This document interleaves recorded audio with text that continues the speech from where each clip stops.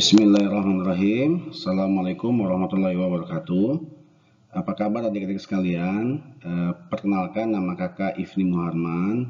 Insya Allah hari ini kita akan ngebahas soal tes potensial skolastik, khususnya pengenalan umum. Dan alhamdulillah soal-soalnya telah kalian kerjakan ya ketika kalian mengikuti TO Akbar di Bintang Pelajar. Perhatikan baik-baik ya.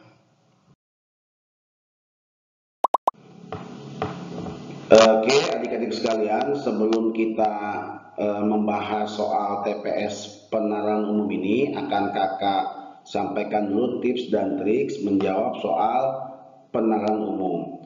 Soal dari pengenalan umum ini ada dua bentuk. Yang pertama kita sebut dengan pengenalan umum verbal.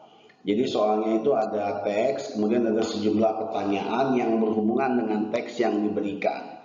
Yang kedua kita sebut dengan pengenalan umum kuantitatif yang berisi soal matematika sederhana sebenarnya yang insya Allah akan kita bahas nanti. Nah, sebelum kita bahas tips dan triksnya adik-adik sekalian, yang pertama yang harus adik-adik lakukan ketika ngejawab soal TPS-PU adalah baca soal dengan lengkap dan jelas.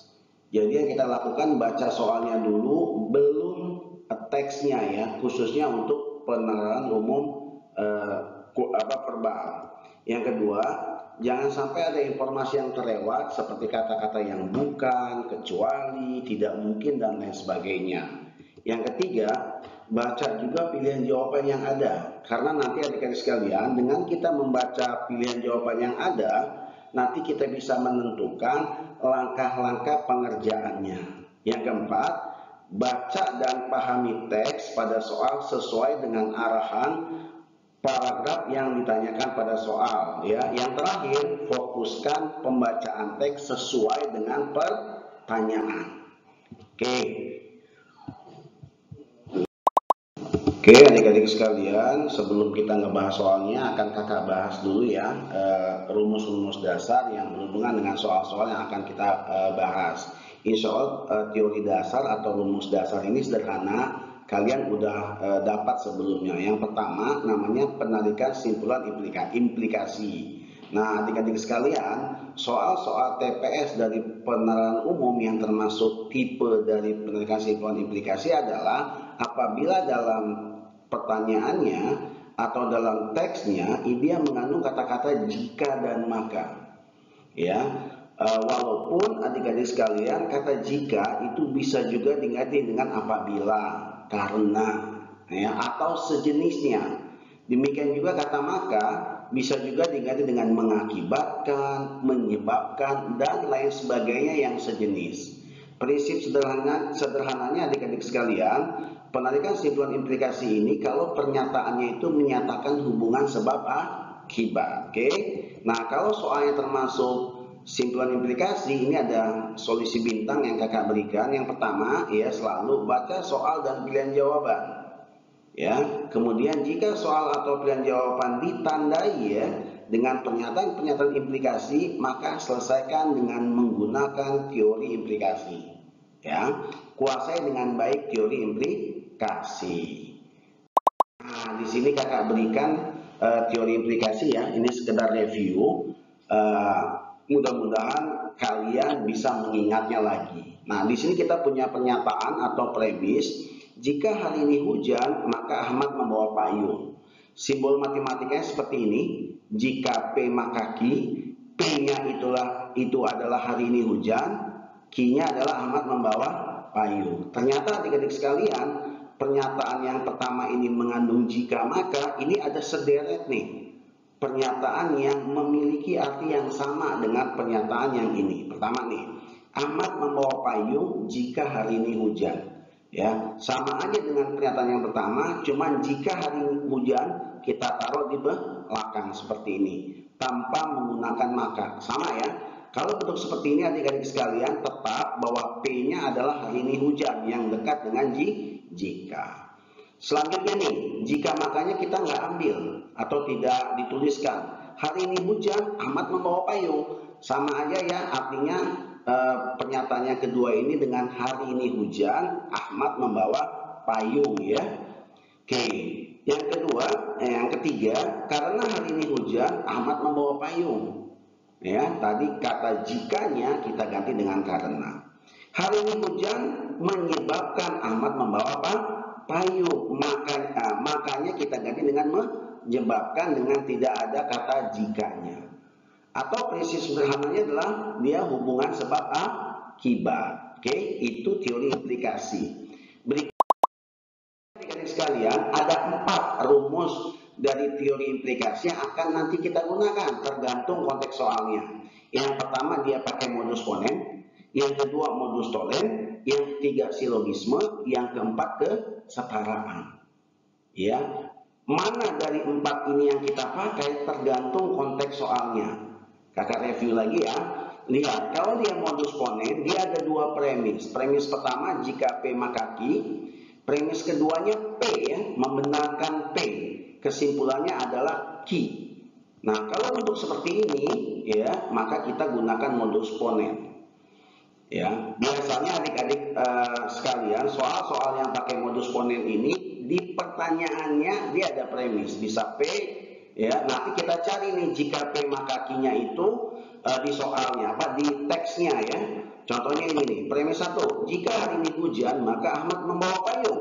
Premis kedua, hari ini hujan. Oke, ini jika P maka Q. Premis keduanya P, maka kesimpulannya Q. Apa kesimpulannya? Ahmad membawa payung. Itu kalau modus ponen. Yang kedua modus tolen, jika P maka Q. Premis pertama, premis keduanya negasi Q, maka kesimpulannya negasi P atau bukan P. Contoh, jika hari ini hujan maka Ahmad membawa payung. Premis keduanya Ahmad tidak membawa payung, jadi negasi dari yang Q ya. Kesimpulan negasi dari P-nya, hari ini tidak hujan. Oke, yang ketiga silogisme. Silogisme dia jika maka di sini pernyataan Q, di sini Q, sehingga kesimpulan jika P maka R ya. Nah, ini contohnya. Yang terakhir itu kesetaraan. Kesetaraan itu berarti yang dipakai cuma 1 premis, yaitu jika P maka R misalkan ya. Nah, ternyata jika P maka R, maka kesimpulannya apa? Nah, dia bisa negasi P atau R, bisa juga negasi R atau negasi R. Jika negasi R maka negasi P ya. Ini sama dengan ini, sama juga dengan ini, namanya ekuivalen. Kemudian kesetaraan atau ekuivalen juga ini yang penting ya. Ini P atau Q, ini simbol dari atau, dinegasikan. Maka kesimpulannya sama dengan negasi P, ataunya jadi dan, kemudian Q-nya juga negasi Q. Sama ya, negasi dari P dan Q, ini simbol dari dan. Hasilnya sama dengan negasi P atau negasi Q. Oke. Nah, teori-teori ini aja yang kita gunakan untuk menjawab soal penarikan simpulan implikasi. Nah, bagaimana dengan soalnya? Coba kita lihat.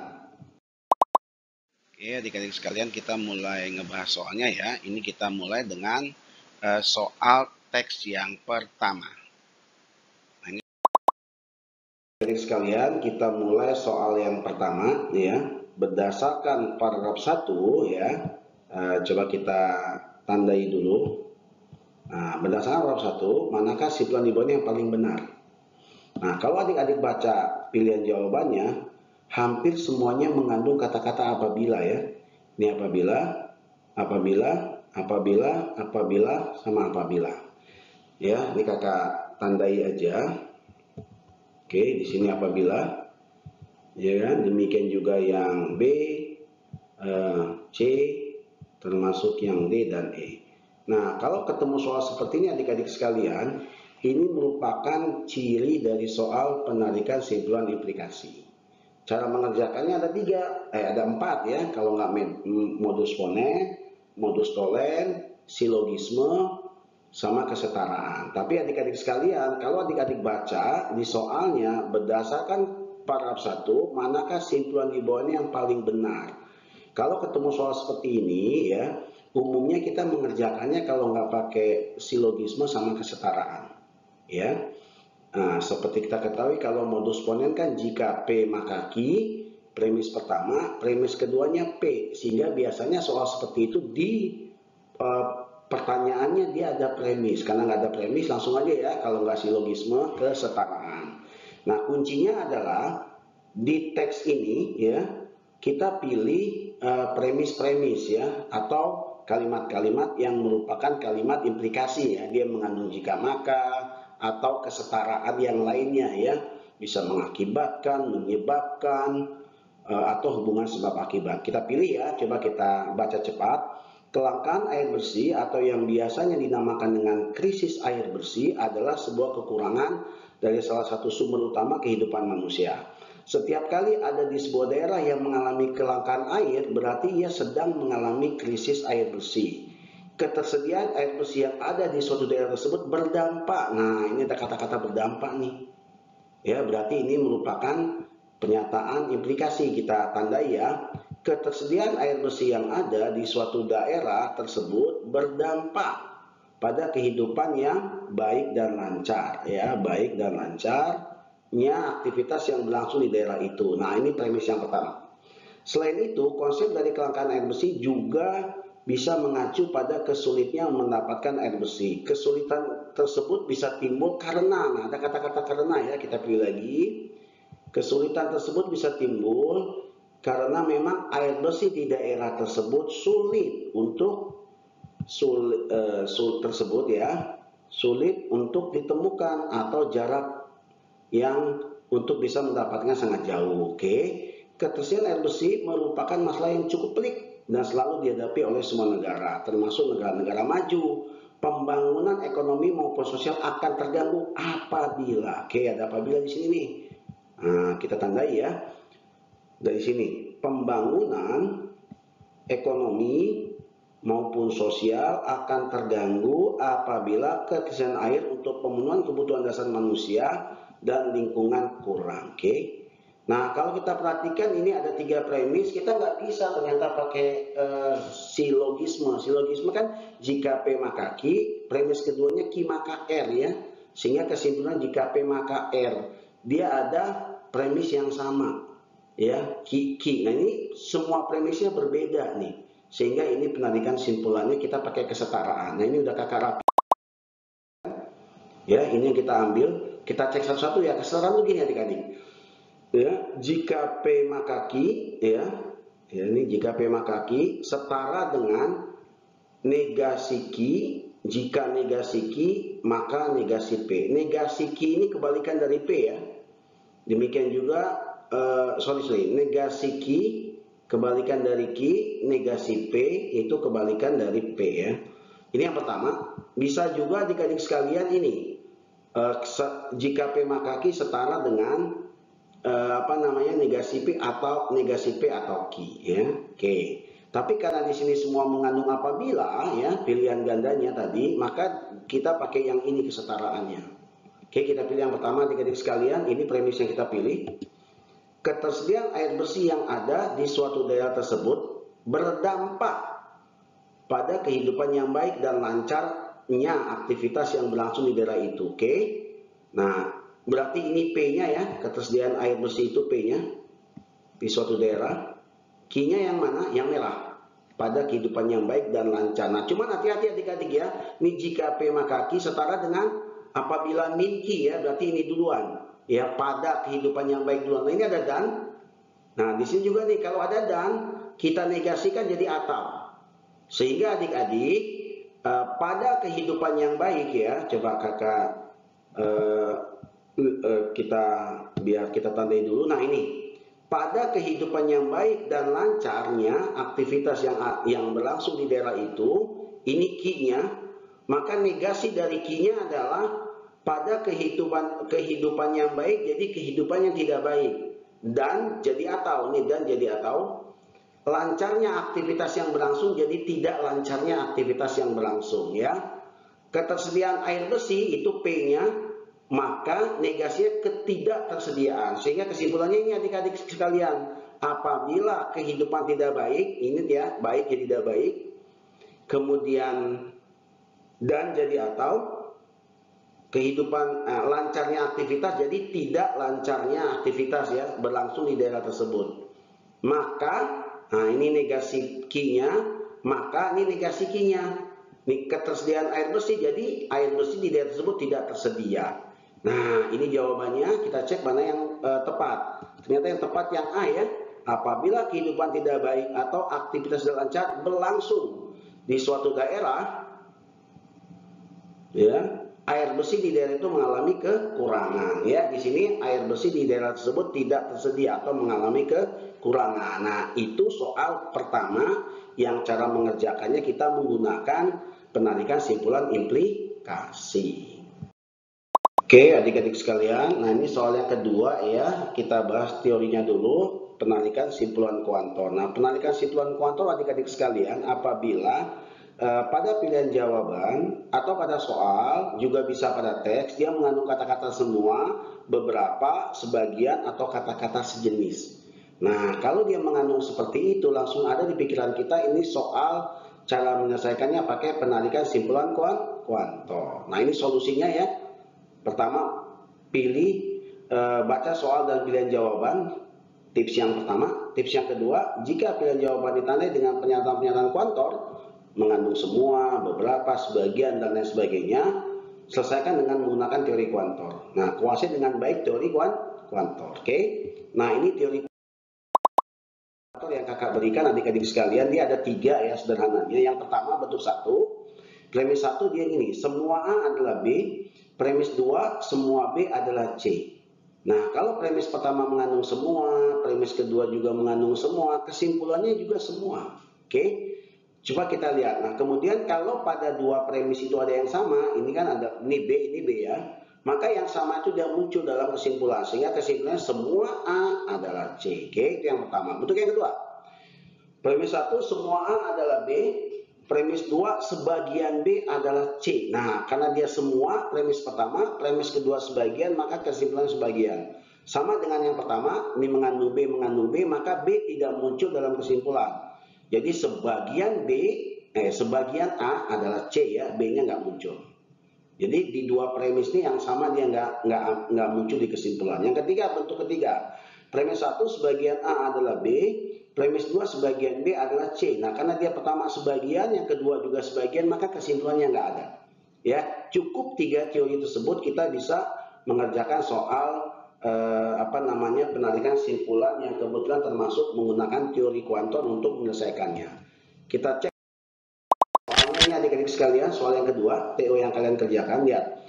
Berdasarkan paragraf 2, manakah simpulan di bawah ini yang benar? Lihat. Ledakan jumlah penduduk bukan merupakan faktor penting penyebab kelangkaan air bersih. Yang ke B, semua faktor ya, kita baca singkat aja, semua faktor, beberapa faktor, semua, beberapa. Oke, kalau begitu kita bisa ambil kesimpulan nih, ini merupakan penarikan simpulan kuantor. Oke, gimana cara menyelesaikannya? Coba kita pilih di soalnya, di teksnya ini ya, yang dia mengandung pernyataan kuantor ya. Kita pilih ya, coba kita cek. Nah, ini ada beberapa nih, kita pilih dulu ya. Beberapa faktor yang memiliki peranan penting sebagai penyebab kelangkaan air bersih adalah iklim, peningkatan polusi, penggunaan air secara berlebihan, dan ledakan jumlah penduduk. Nah, ini premis yang pertama kita pilih. Kita baca lagi, tidak kurang dari 2,7 miliar masyarakat dunia memiliki potensi untuk mengalami kelangkaan air setiap tahunnya. Semua faktor, nah ini deh. Semua faktor yang memiliki peranan penting sebagai penyebab kelangkaan air bersih harus mendapatkan perhatian serius agar krisis air tidak berlarut-larut. Oke, ini ada 2 premis. Nah, ini udah kakak rapikan, lihat slide berikutnya. Nah, ini premis yang mengandung beberapa, ini premis yang mengandung semua ya.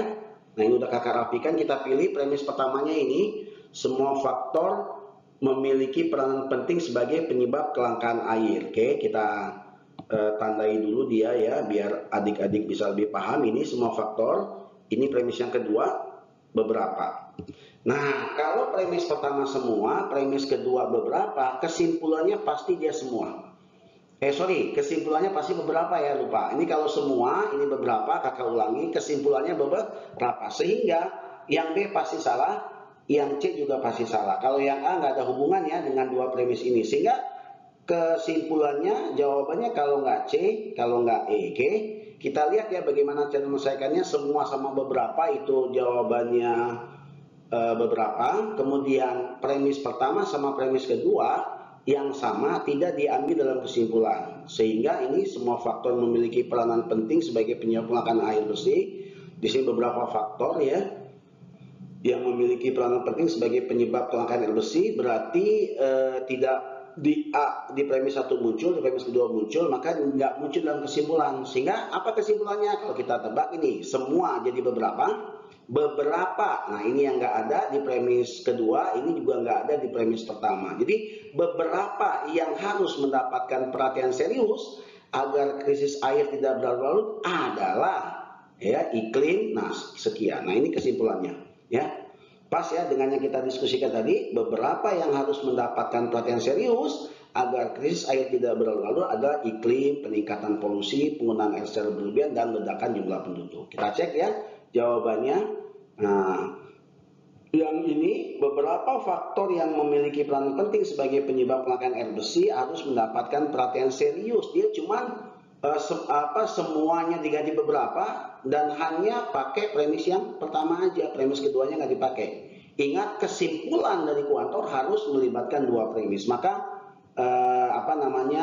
C itu salah ya, sehingga salah satu jawabannya yang E sebenarnya ya, tapi yang E seolah-olah beda ya, tapi ini semakna adik-adik sekalian. Coba yang E, beberapa yang tidak mendapatkan perhatian serius adalah bukan termasuk faktor iklim, peningkatan polusi, penggunaan air secara berlebihan, dan ledakan jumlah penduduk. Semakna dengan ini ya, yang sudah kakak tulis lagi. Beberapa yang tidak mendapatkan perhatian serius adalah bukan termasuk faktor iklim, peningkatan polusi, penggunaan air secara berlebihan, dan ledakan jumlah penduduk. Nah, ini penting adik-adik sekalian. Kita udah bisa menarik kesimpulan, tapi kesimpulannya nggak ada di pilihan jawaban. Maka kita cari jawaban yang semakna. Ternyata yang semakna itu adalah yang E. Oke? Nah, ini soal nomor 2 yang penyelesaiannya menggunakan penarikan simpulan kuantor.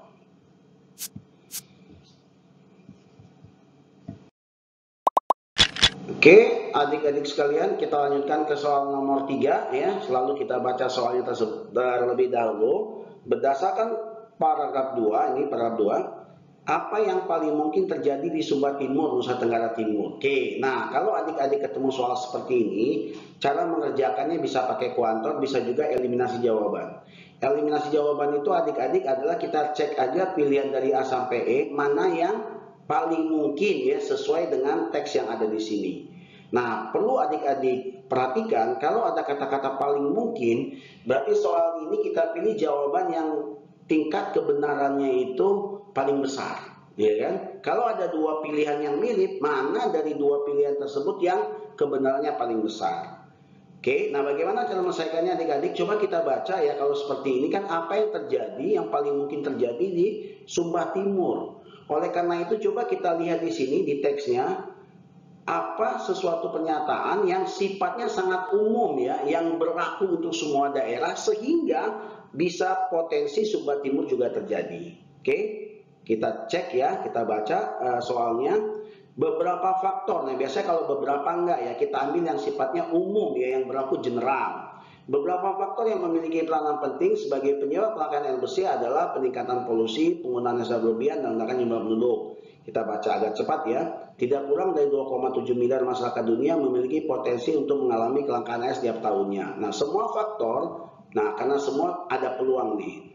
Kakak tandai semua faktor yang memiliki peran penting sebagai penyebab kelangkaan air bersih harus mendapatkan perhatian serius agar krisis tidak berlarut. Penyebab pertama suatu daerah mengalami kelangkaan air adalah karena polusi air. Polusi air itu juga bisa menjadi faktor penyebab lahan kritis oleh manusia dan juga alam ya.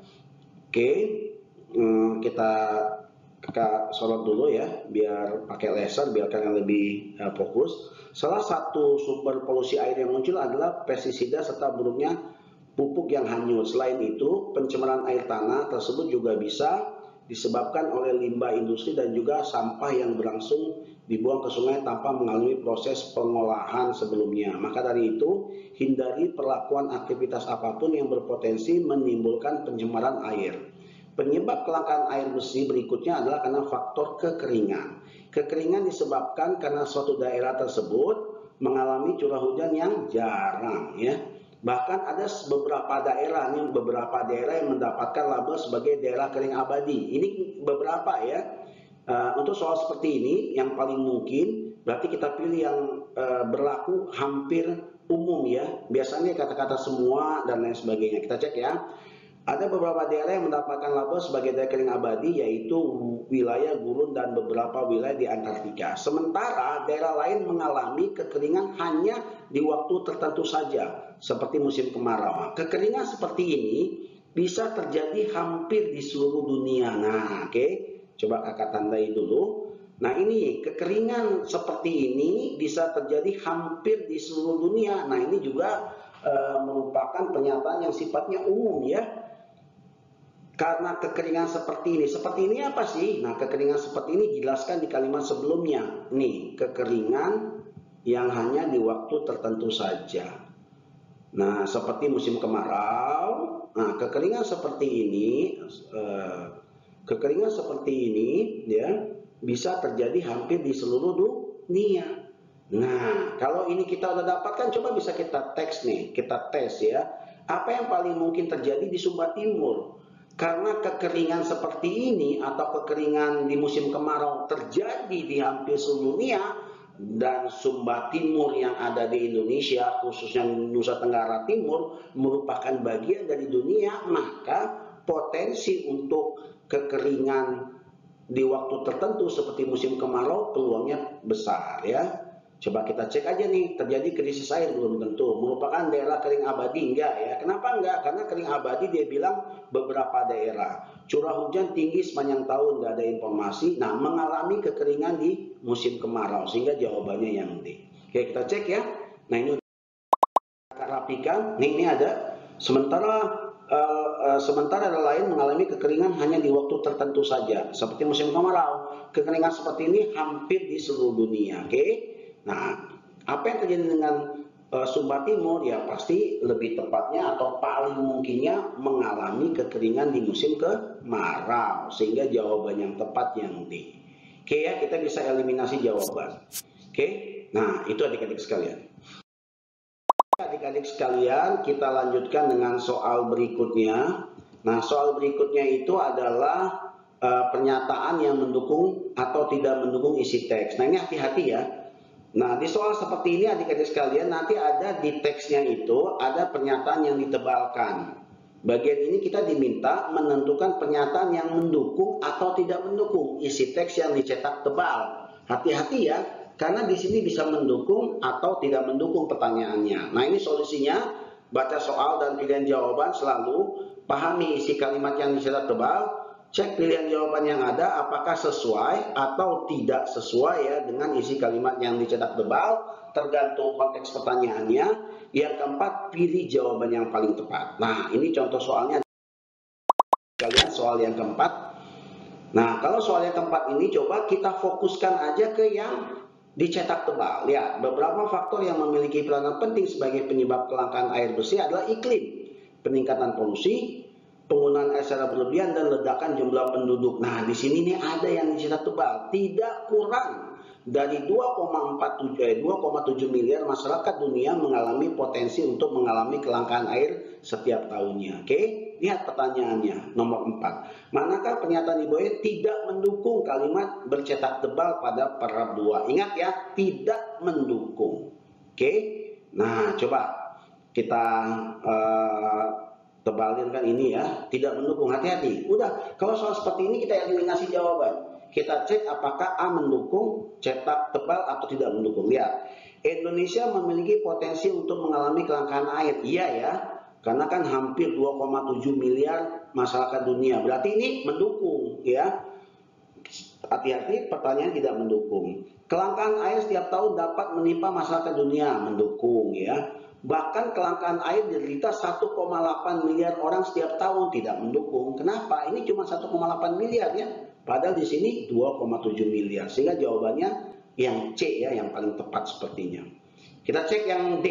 Indonesia memiliki potensi mengalami kelangkaan air setiap tahun, ya mendukung ya. Sebanyak 2,7 miliar atau lebih masyarakat dunia mengalami kelangkaan air, mendukung. Sehingga yang tidak mendukung yang C. Nah ini mudah adik-adik ya, untuk soal yang mendukung atau tidak mendukung kalimat yang dicetak tebal, baca baik-baik kalimat yang dicetak tebal ya. Nah kemudian kita tinggal cek pilihan gandanya. Nah ini kakak sudah kita rapikan tulisannya ini yang bercetak tebal, tidak kurang ya, udah kita hitamkan. Nah udah kita lihat A ternyata mendukung, B mendukung, C tidak mendukung, D mendukung, dan E mendukung, yang sesuai udah kita bahas sebelumnya. Oke? Nah jawabannya yang C. Nah kita lanjutkan adik-adik sekalian soal nomor 5 ya. Nah tapi sebelumnya kita bahas dulu, ternyata soal nomor 5 yang ada di tes kalian ini dia tipe membaca grafik atau tabel. Nah untuk membaca grafik atau tabel adik-adik sekalian perhatikan baik-baik ya. Pertama, pada bagian nanti akan ditampilkan bisa grafik, bisa gambar, bisa tabel. Nah kita harus mampu membaca dan memahami isi dari tabel. Kemudian kita juga harus bisa melihat nih pola-pola atau tren yang ada pada tabel. Sehingga dari pola atau tren itu bisa kita ambil sebuah kesimpulan. Oke, ini solusi bintang yang kakak usulkan ya. Pertama tipsnya, perhatikan data-data pada grafik, gambar, tabel dengan baik. Yang kedua, amati pola atau tren pada grafik, gambar atau tabel dengan baik. Baru kita jawab soalnya. Oke, nah soal nomor 5 ya. Membaca tabel kalau di sini ya. Lihat, tabel 1 merupakan tabel proyeksi ketersediaan air per kapita dalam meter kubik ya. Nah ini datanya ada 6 daerah, Jawa, Bali dan Nusa Tenggara, Sumatera, Sulawesi, Kalimantan, Maluku dan Papua. Nah ini datanya nih. Nah coba kita baca soalnya. Berdasarkan tabel 1, jika tren sama dengan pada tabel tersebut, apa yang paling mungkin terjadi sebelum tahun 2010? Nah 2010 anggaplah di sini. Nah, apa yang terjadi, tren apa yang adik-adik bisa baca di sini? Kalau adik-adik lihat di sini, ya, dari 2010 sampai 2035 ternyata, ya, ini 35 ini dugaan ya, karena sekarang masih tahun 2020, berarti yang lebih dari 2020 ini merupakan dugaan, oke? Kita cek ya, ternyata potensi atau proyeksi ketersediaan air dari semua daerah makin menurun ya, semakin bertambahnya waktu maka dia semakin menurun. Sehingga apa kesimpulannya kalau melihat dari tren tersebut? Karena pertanyaannya apa yang paling mungkin terjadi sebelum tahun 2010, sebelum di sini. Berarti kalau begitu dugaan kita di sini pasti lebih besar ya ketersediaan airnya dibandingkan 2010. Udah tinggal kita cek aja nih pilihan jawabannya. Coba kita cek ya.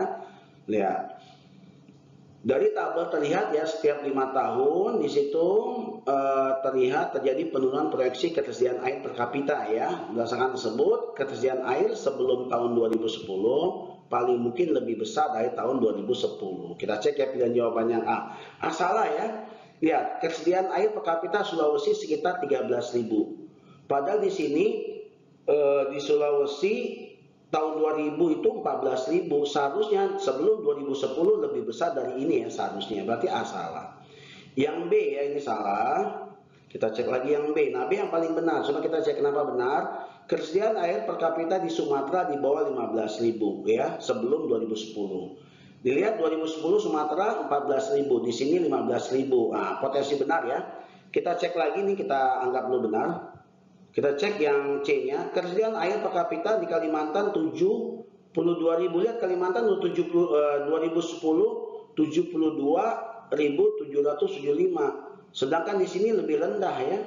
Nah, ini juga salah. Yang D juga salah, ini 150.000, sedangkan di sini 158. Seharusnya sebelum 2010 lebih besar. Termasuk yang E juga salah ya, 4.000 Bali dan Nusantara dan Nusa Tenggara nih.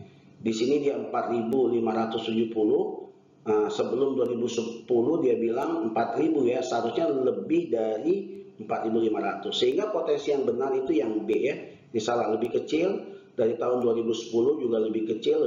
Seharusnya 2010 lebih besar. Oke, ini yang kelima adik-adik sekalian ya, membaca grafik atau tabel. Jadi kita lihat trennya, tinggal kita pilih aja pilihan jawabannya mana yang yang tepat sesuai dengan tabel ini. Oke, itu soal nomor 5. Sekarang kita lanjutkan teks yang kedua ya. Kita sudah selesai menjawab teks yang pertama. Kita lihat teks yang kedua. Nah, teori-teorinya udah kakak sampaikan tadi di 5 soal, karena 5 soal itu berbeda semua cara penyelesaiannya, sehingga pada soal ke-6 ini teori-teori yang kakak sampaikan tadi tinggal diulang saja. Oke, kita cek ya sekarang ya. Soal nomor 6, lihat, kita mulai dari soalnya. Berdasarkan paragraf 1, manakah simpulan di bawahnya yang benar? Kita lihat pilihan jawabannya beberapa. Nah, kalau begitu adik-adik sekalian, maka karena dia mengandung beberapa semua, seperti yang udah kita kerjakan soal pada teks yang pertama, ini merupakan penarikan simpulan kuantor ya. Karena semuanya mengandung kata-kata beberapa. Oke, nah bagaimana cara mengerjakannya? Seperti yang sudah kita bahas, maka kita pilih di teksnya ini 2 pernyataan kuantor ya. Kita pilih ya. Kita baca cepat aja. Dalam konteks pangan, tempe memang bukan makanan pokok karena nasi senantiasa berada di urutan pertama. Meski demikian, sebaran tempe yang berasal dari kedelai sesungguhnya tidak kalah dibandingkan sebaran padi yang merupakan awal dari nasi. Di setiap pelosok, nah ini kan umum ya, semua berarti ya, di setiap pelosok negeri kita menemukan kedelai ditanam petani. Nah, oke, ini semuanya, berarti ini yang semua ya. Baik sebagai tanaman sela maupun sebagai komoditi utama. Di beberapa, nah ini di beberapa daerah Jawa Tengah kedelai ditanam sebagai komoditi utama. Oke, di sini mengandung kata-kata setiap pelosok negeri atau bisa jadi di semua negeri ya. Kemudian premis yang kedua di beberapa daerah. Nah, berarti kalau gitu kesimpulannya itu pasti mengandung kata-kata beberapa. Nah, ini udah tepat ya, tapi semuanya mengandung kata-kata beberapa. Nih udah. Oke, adik-adik sekalian, ini udah kakak rapikan ya dari teksnya. Ini 2 yang kita ambil, 2 premisnya kan di setiap, di sini beberapa. Nah, ini premis pertama. Di setiap pelosok negeri ini kita bisa menemukan kedelai ditanam petani. Yang kedua, di beberapa daerah Jawa Tengah kedelai ditanam sebagai komoditas utama. Sehingga kesimpulannya di setiap pelosok ini di beberapa daerah, berarti dia kesimpulannya di beberapa. Oke, di sini ada petani, di sini sebagai komoditas utama.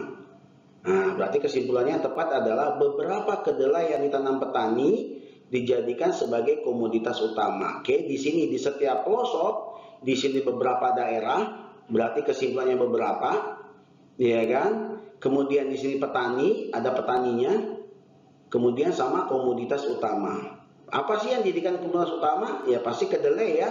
Jadi kesimpulannya beberapa kedelai yang ditanam petani dijadikan sebagai komoditas utama. Sehingga jawaban yang tepat adalah yang B.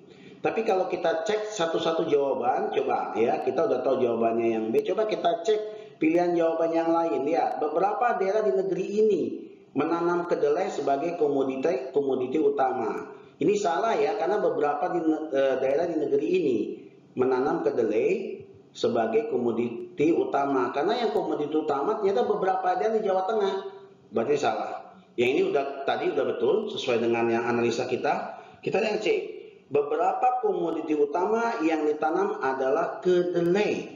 Nah, di sini tidak ada unsur petaninya, ya. Sebenarnya mirip nih, tapi di sini ingat yang namanya kesimpulan harus mengandung premis yang pertama sama premis yang kedua, dengan kita menghilangkan premis yang sama. Berarti harus mengandung petani sama komoditi utama. Apa sih yang ditanam? Ya pasti kedelai. Sehingga yang cocok memang beberapa kedelai yang ditanam petani dijadikan komoditas utama. Jadi salah ya, karena dia nggak ada petaninya. Ini juga beberapa di Jawa Tengah menanam kedelai. Ini bukan kesimpulan, jadi cuman pengulangan dari premis yang kedua. Malah di sini nggak ada komoditi utamanya. Berarti ini salah juga. Demikian juga yang C salah. Kemudian yang E, beberapa kedelai ditanam di Jawa Tengah, iya kan? Nggak ada petaninya, nggak ada sebagai komoditi utama. Sehingga yang pas adalah yang B, beberapa kedelai ditanam petani, ya, ada dijadikan komoditi utama. Oke? Itu soal yang ke-6. Soal ke-7 adik-adik sekalian, coba kita cek ya bagaimana cara menyelesaikannya. Ini ada teksnya, ini soalnya. Kita baca dulu soalnya ya. Berdasarkan bab 2, jika lahan kedelai di tanah air tidak minim, mana simpulan di bawahnya yang benar? Nah, ini ya, pilihan A sampai E-nya. Nah, kalau adik-adik perhatikan, di sini di soalnya ada kata-kata jika lahan kedelai di tanah air tidak minim. Nah, ini merupakan pernyataan implikasi karena ada kata-kata jika. Maka cara penyelesaiannya agak beda dengan soal yang pertama. Kalau soal pertama yang kita kerjakan tadi, di soalnya nggak ada premis. Kalau ini ada premis dan kita tahu ini merupakan soal penarikan simpulan implikasi, maka cara penyelesaiannya adalah kalau nggak pakai modus ponen, modus tolen. Kita cari dua premis, tapi alhamdulillah di soalnya udah ada satu premis. Ya, kita cukup cari satu premis lagi yang ada di soal ini yang mengandung kata-kata ini nih, kedelai di tanah air itu tidak minim atau minim ya. Kita cek ya. Nah, kita cek, kita baca secara singkat aja. Ada beberapa faktor yang menjadi penyebab rendahnya produksi kedelai lokal di Indonesia. Salah satu penyebab rendahnya produksi kedelai lokal adalah minimnya lahan kedelai di tanah air. Nah, ini ada minimnya ya, berarti ini nih.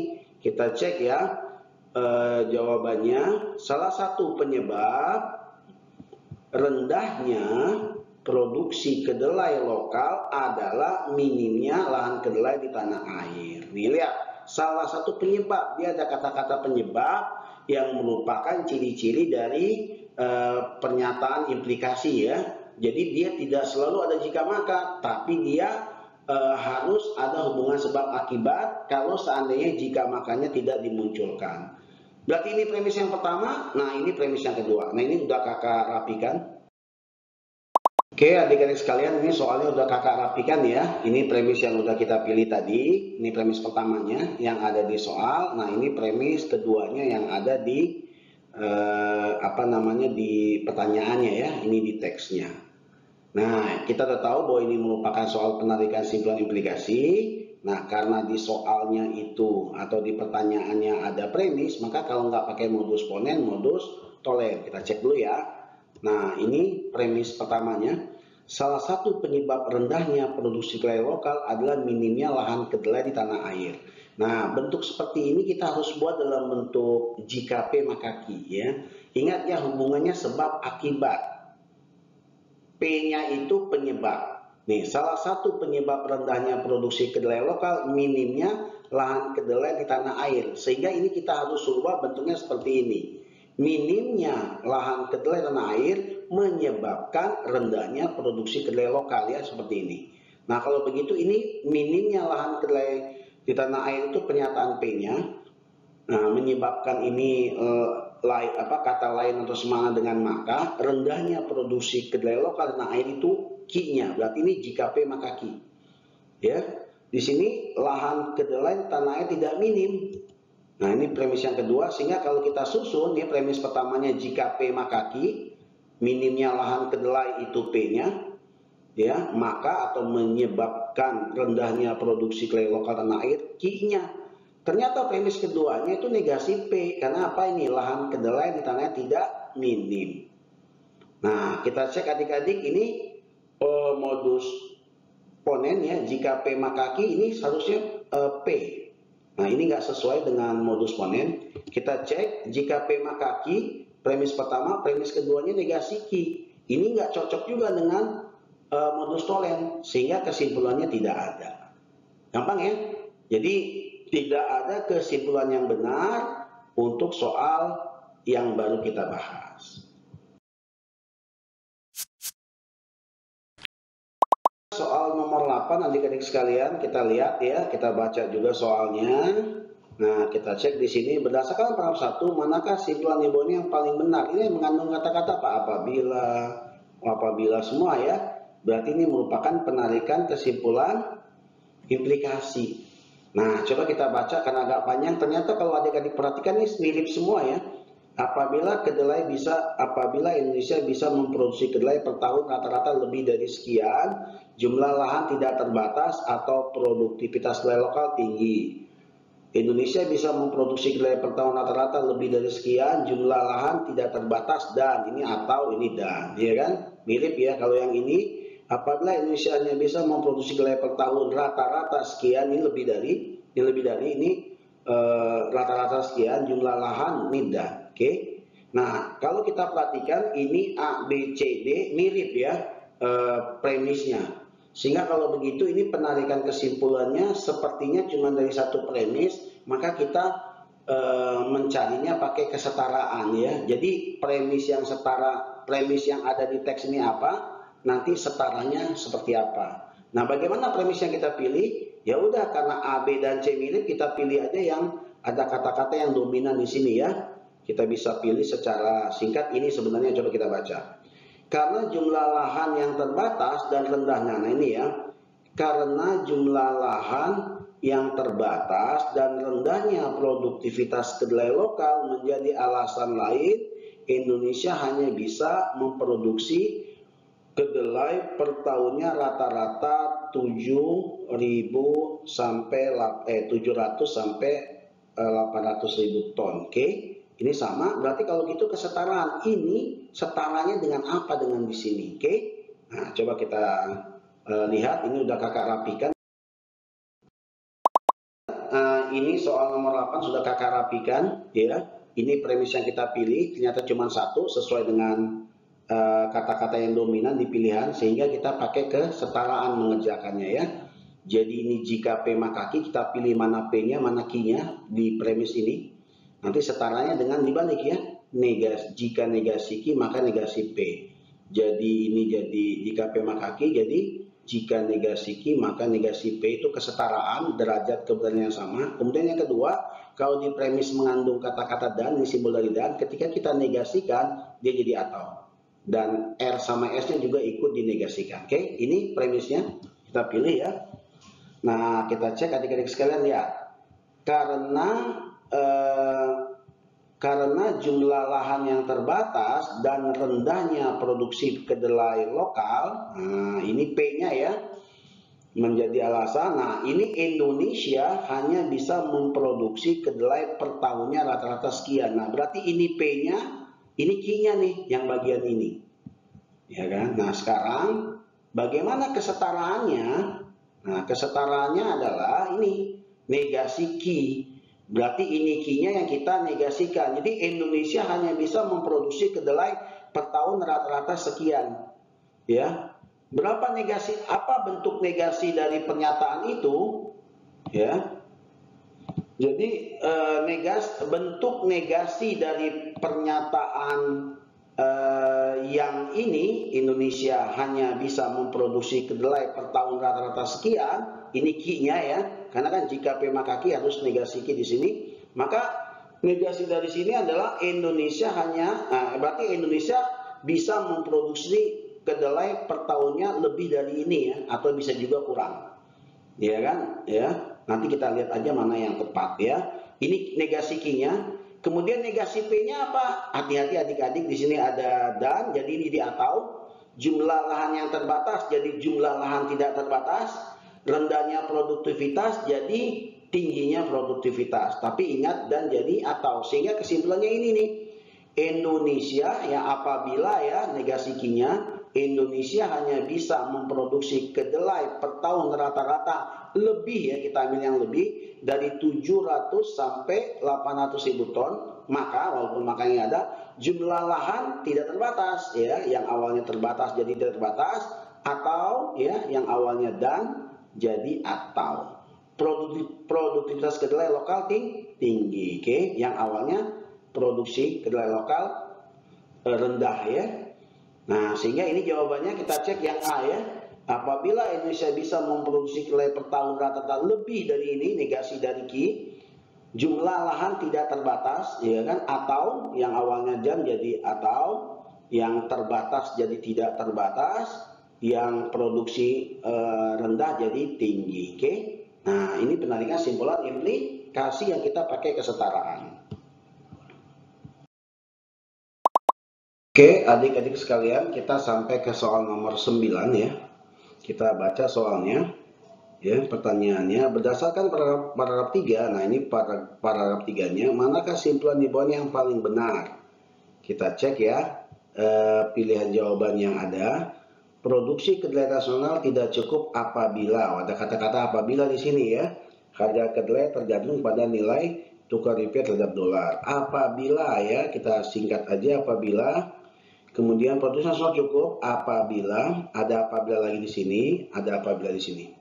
Berarti kalau begini adik-adik sekalian, ini merupakan penarikan kesimpulan implikasi karena pilihan jawabannya mengandung kata-kata implikasi ya, jika maka atau apabila maka. Oke. Nah, ini semua ada apabila.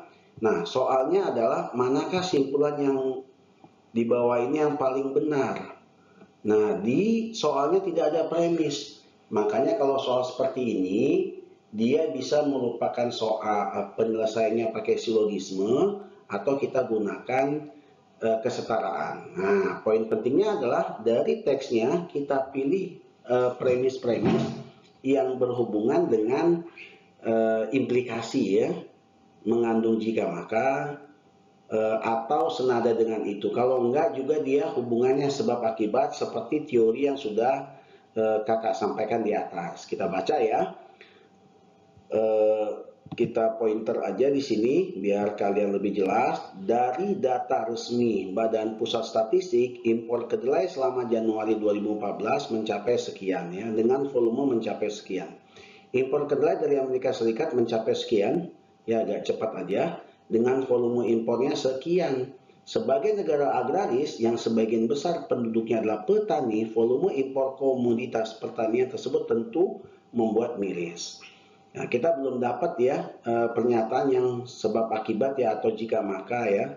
Kita cek lagi, produksi kedelai lokal yang masih minim menjadi alasan membeludaknya impor. Nah, ini menjadi alasan nih. Jadi membeludaknya impor disebabkan karena produksi kedelai lokal masih minim. Nah, ini salah satu premis yang kita pilih nih ya. Produksi kedelai lokal yang masih minim menjadi alasan membeludaknya impor. Oke. Apalagi kebutuhan kedelai nasional dari tengah tahun selalu lebih tinggi dibandingkan dengan kenaikan produksi nasional. Tahun 2014 kebutuhan kedelai nasional mencapai 3 juta ton, sementara produksi nasional hanya sekitar 1 juta ton. Oke. Mau tidak mau agar tidak menjadi kekurangan bahan baku, impor digenjot. Indonesia sudah mengimpor kedelai sejak tahun 70. Jika produksi nasional cukup, nah ada jika di sini, itu juga berupa ciri dari penarikan simpulan implikasi ya. Kakak tandai, jika produksi nasional cukup, pengusaha lebih memilih kedelai lokal. Oke. Di sini kedelai lokal masih minim, alasan membeludaknya impor. Di sini produksi nasional cukup, pengusaha lebih memilih kedelai lokal. Oke, ini kita rapikan. Oke, adik-adik sekalian, ini soal nomor 9 udah kakak rapikan ya. Ini premis pertamanya, kita dapatkan, ini premis keduanya. Nah, ini pilihannya ya. Nah, kita selesaikan, kita rapikan lagi. Nah, ini dua premis adik-adik ya. Kita cek ya. Produksi kedelai lokal masih minim menjadi alasan membeludaknya impor. Premis yang kedua, produksi nasional cukup, pengusaha lebih pilih kedelai lokal. Nah, ternyata adik-adik sekalian di sini produksi nasional cukup, sementara di sini produksi kedelai lokal masih minim. Sehingga kalau begitu, kalau kita mau pakai silogisme nih, jika P maka Q, ini Q maka R, maka kedua premis harus mengandung unsur Q. Di sini Q premis kedua, di sini Q sebagai premis pertama. Nah, ini Q sebagai premis pertama. Kalau gitu, ini kita harus ubah kesetaraannya. Kita tahu ya, jika P maka Q setara dengan negasi Q maka negasi P. Kalau kita rubah kesetaraan ini, apabila impor tidak membeludak, maka kedelai lokal masih minim jadi tidak minim. Oke, nah berarti ini kan tidak minim, sama dong dengan nasional cukup ya. Sehingga kesimpulannya adalah ini, apabila impor tidak membeludak, maka pengusaha lebih pilih kedelai lokal. Oke, nah kita cek nih, yang menariknya adalah pilihan kesimpulan yang kita hasilkan tidak persis sama dengan pilihan yang ada. Kita cek ya. Yang A, produksi nasional tidak cukup apabila harga kedelai tergantung tukar rupiah. Nah, ini nggak ada hubungan, berarti A salah. Harga kedelai tergantung nilai rupiah, nggak ada hubungan, juga salah. Tidak tergantung nilai rupiah, juga salah. Yang D, impor kedelai membludak apabila, ini apabila, seharusnya bacanya gini, apabila pengusaha lebih pilih kedelai impor, maka impor kedelai membludak. Nah, ternyata adik-adik sekalian, bentuk D ini adalah kesetaraan dari ini. Nah, ini kita lihat ya, jika P maka Q setara dengan negasi Q maka negasi P, berarti ini pengusaha lebih pilih kedelai lokal, negasinya apa? Pengusaha lebih memilih kedelai impor. Maka impor tidak meludak, impor membludak. Jadi lebih ke yang D. Cuman ininya aja yang ditulis di depan ya. Kedelai impor membludak apabila pengusaha lebih memilih kedelai impor. Gini ya. Impor kedelai membludak apabila pengusaha lebih pilih kedelai impor. Oke, itu jawabannya, sehingga pilihan jawabannya yang D. Demikian adik-adik sekalian, nomor 9.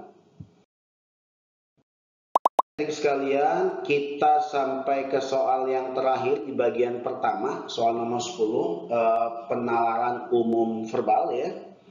Di sini membaca grafik sama dengan soal nomor 5. Perhatikan grafik ini dengan baik ya. Yang merah itu konsumsi kedelai, yang ini produksi, yang hijau itu impor. Lihat pertanyaannya.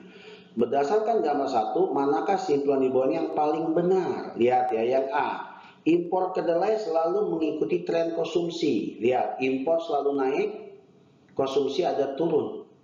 Nah, berarti yang A salah. Oke. Yang B, dari tahun 70 sampai 2010 Indonesia tidak memungkinkan mengekspor kedelai. Kita lihat di sini ya, hubungan antara konsumsi sama produksi. Di sini ada bagian yang produksinya lebih tinggi ketimbang konsumsi, sehingga di sini ada peluang kita untuk ekspor. Berarti yang B juga salah. Yang C, jumlah impor kedelai secara umum meningkat setiap tahun walaupun pernah ada penurunan. Kalau kita lihat yang impor nggak ada penurunan, selalu naik, berarti yang C salah. Yang D, tren kenaikan dan penurunan jumlah konsumsi kedelai selalu tidak diikuti oleh produksi kedelai. Lihat hubungan antara produksi sama konsumsi. Ini produksi yang biru, konsumsi yang merah. Dia bilang trennya tidak selalu diikuti. Kita cek. Di sini konsumsi naik, produksi naik. Konsumsi naik lagi, produksi naik, diikuti ya. Nah, ini apa? Konsumsi turun, ternyata produksi juga turun. Nah, tapi di sini konsumsi naik, produksi turun. Oke, berarti yang D salah ya. Tren kenaikan dan penurunan jumlah konsumsi kedelai selalu tidak diikuti. Ada yang diikuti, ada yang tidak diikuti. Berarti D juga salah. Yang E, sejak tahun 2000 jumlah produksi kedelai nasional selalu lebih rendah dibandingkan jumlah impor sejak tahun 2010. Lihat 2000 ya, sorry. Sejak tahun 2000 jumlah produksi kedelai selalu lebih rendah. Lihat ini produksi dengan impor. Sejak tahun 2000 jumlah produksi kedelai selalu lebih rendah dibandingkan jumlah impor. Lihat nih 2010. Di sini impornya lebih tinggi daripada produksi ya. Berarti benar ya, sejak tahun 2000 jumlah produksi kedelai selalu lebih rendah dibandingkan dengan jumlah impor. Sehingga jawabannya yang E ya. Nah ini ya, A salah, B salah, C salah, dan E yang benar. Oke, itu jawaban yang D adik-adik sekalian. Ini soal bagian pertama dari penalaran umum yang kita sebut dengan penalaran umum verbal. Nanti kita lanjutkan 5 soal lagi. Bagian kedua namanya penalaran umum kuantitatif. Kita akan bahas soal bentuk yang kedua dari penalaran umum yang kita sebut dengan penalaran umum kuantitatif. Nah, ini beda dengan yang pertama. Kalau yang pertama berisi teks, kemudian adik-adik disuruh menjawab pertanyaan yang berhubungan dengan teks. Nah, tadi kita udah sampaikan teknik-teknik mengerjakannya sama rumus-rumus singkat yang udah kita sampaikan. Tetapi khusus di penalaran umum kuantitatif ini, adik-adik nanti butuh kemampuan matematika yang cukup baik di sini ya. Soalnya itu lumayan tricky kalau anak-anak sekarang bilang. Oke, perhatikan baik-baik ya.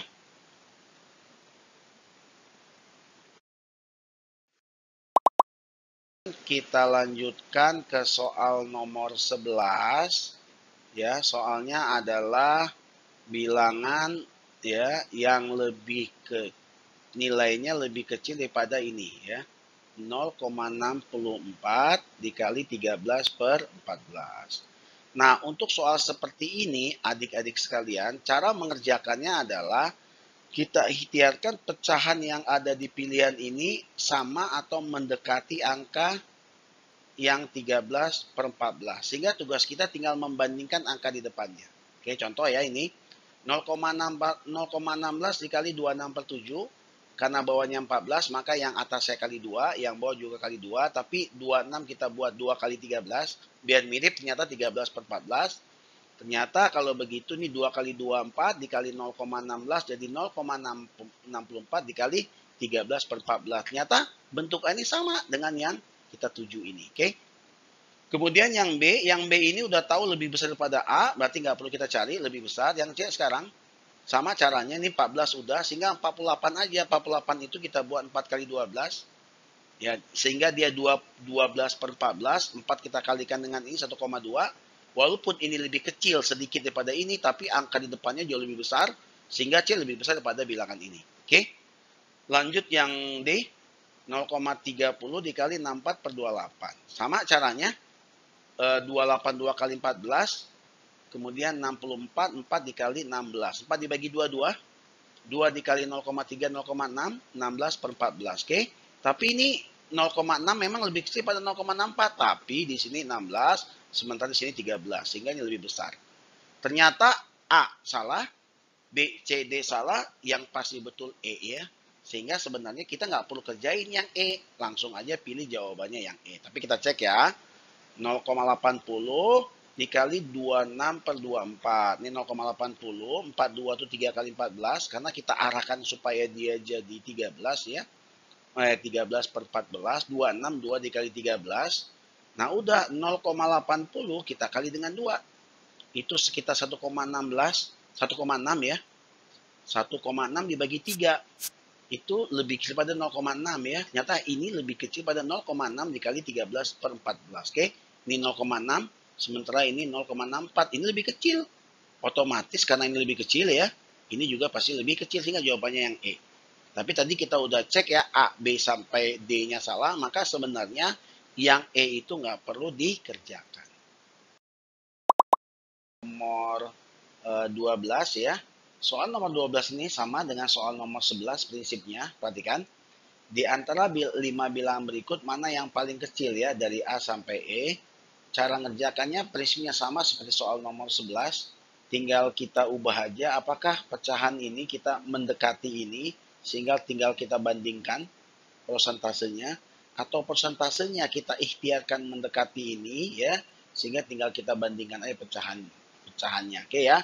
Yang A kita tetapkan, sehingga kita bandingkan B, C, D, E dengan A. Yang pertama kita lihat yang B. Yang B itu 28 per 8 dikali 13,5%. Nah, kalau kita mau buat dia menjadi 16 biar sama dengan penyebut A, maka yang atas kali 2, yang bawah kali 2. 8 kali 2, 16. Nah, 2 ini kita kalikan dengan bilangan yang ini, hasilnya 27%. Nah, kalau kita lihat yang B lebih besar daripada yang A. Oke, lanjut ngecek yang C. Yang C 14 per 24 dikali 54%. 54% kita bisa buat 3 dikali 18% ya. Karena 3 kali 18, 54. 24 dibagi 3 itu 8. Sehingga hasilnya jadi 14 per 8 kali 18%. Oke. Nah kalau kita mau 16, adik-adik sekalian, berarti yang bawahnya kita kali 2, yang atas juga kita kali 2. Sehingga hasilnya 28 per 16 dikali 18%. Kalau kita bandingkan dengan A, maka dia lebih kecil. Sehingga jawaban soal nomor 12 ini adalah yang C ya. Tapi untuk meyakinkan kita, coba kita kerjakan lagi yang D. Oke ya. Yang D 35 per 40 dikali 81%. 35 sama-sama kita bagi dengan 5 ya. Jadi 7 per 8. 81 kita buat 3 dikali 27. Terus 3 kita kalikan dengan 7, 20. 1 per 8 dikali 27%, jelas kelihatan lebih besar. Demikian juga yang E ya. Kita lihat 37 per 32 dikali 42%. Nah, 42 ini bisa kita buat 2 kali 21. Ini 37 dibagi 32. Nah, 32 dibagi 2 itu 16 ya. Sehingga hasilnya 27 per 16 dikali 21%. Ternyata yang E itu sama dengan yang A. Karena pertanyaan yang paling kecil, sehingga jawabannya yang C. Kita sampai ke soal nomor 13. Ya, perhatikan soal berikut. X, Y, X, 9, 3, 6, 1,3 sampai Y ya. Nilai yang tepat menggantikan X dan Y. Oke, nah ini merupakan soal tentang barisan adik-adik ya. Nah ini barisan bilangannya. Tinggal kita coba aja tuh. Kira-kira apa yang tepat. Coba kita cek ya. 9 ke 3. Ini bisa kurang 6. 6 menjadi 1 bisa jadi kurang 5 ya. Nah berarti tepat ya. Ini kurang 6. Ini kurang 5. Maka ini kurang 4 kemungkinan ya. Oke, coba kita lihat lagi. 3 ke 6 bisa kali 2. 1 ke 3 kali 3. Maka kalau gitu X ke 9 kali 1 ya. Nah ini coba kita cek ya. Hasilnya berarti 93 tadi kita udah diskusikan minus 6. Kemudian ini ternyata kali 2. Kemudian yang 6 ke 1 itu kurang 5. Sehingga nah ini kali 3. Nah sehingga adik-adik sekalian 3 ke Y otomatis ini kurang 4. Karena kurang 4 maka Y-nya sepertinya min 1 ya. Bukan sepertinya. Berarti Y-nya min 1 ya. Karena 3 kurang 4. Nah kalau ini kali 3 ini kali 2 maka ini kali 1. Sehingga X-nya 9. Sehingga jawabannya adalah X-nya 9 dan Y-nya minus 1. Oke.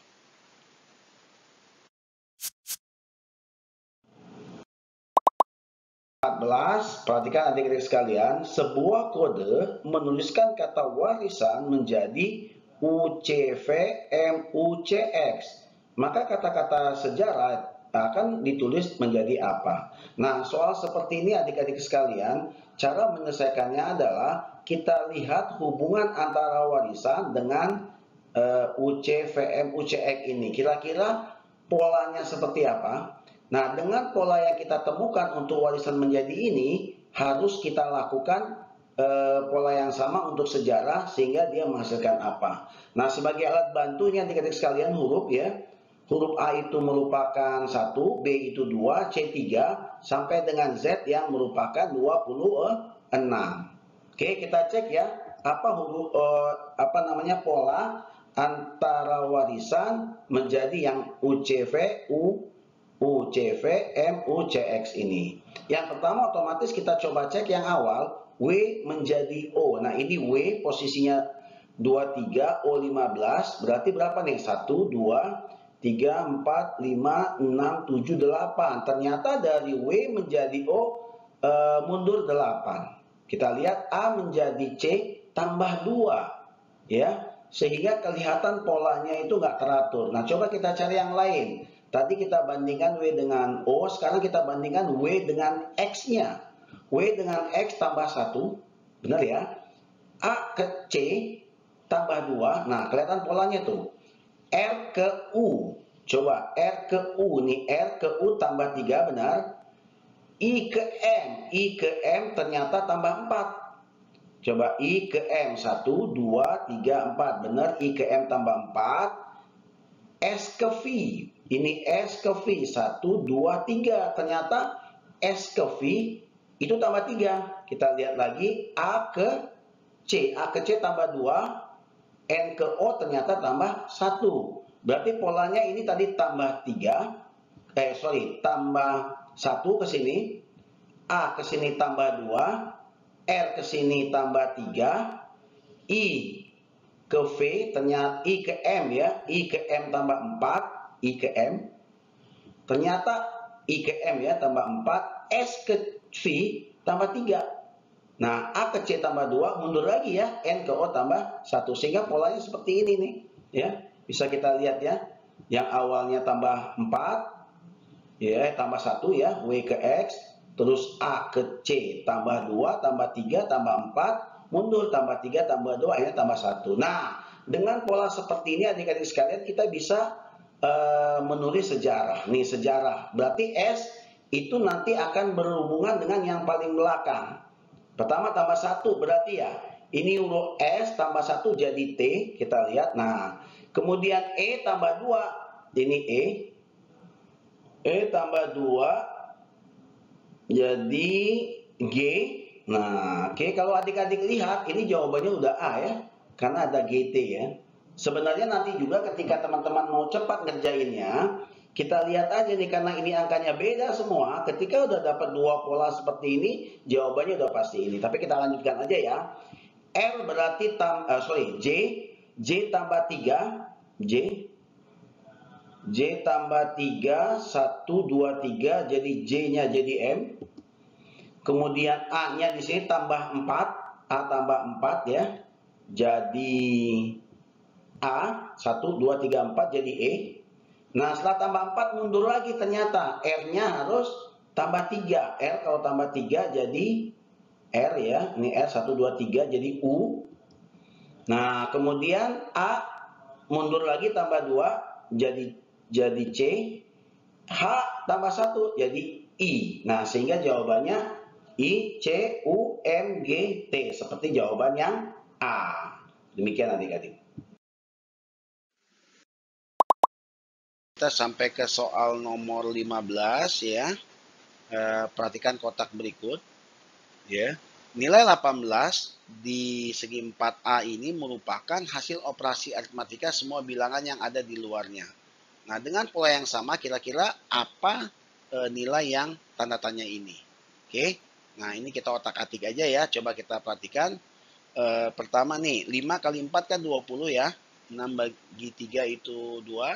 Nah, 20 dikurang 2 itu hasilnya 18. Benar ya? Nih, 5 kali 4 20, 6 dibagi 3 2, berarti kalau dikurang 18. Nah, polanya seperti itu. Berarti ini kalau gitu yang B coba 9 kali 7 63 dikurang 6 bagi 6 1, 63 dikurang 1 62. Oke, sepertinya jawabannya yang B ya. Coba kita cek. 7 kali 9 63 dikurang 6 dibagi 6 1 berarti 63 dikurang 1, 62. Benar ya? Sehingga jawabannya yang B. Oke, demikian adik-adik sekalian. Kita sudah ngebahas soal penalaran umum ini yang terdiri dari 2 tema. Pertama, penalaran umum verbal nomor 1 sampai nomor 10. Kemudian penalaran umum kuantitatif nomor 11 sampai nomor 15. Semoga bermanfaat. Assalamualaikum warahmatullahi wabarakatuh.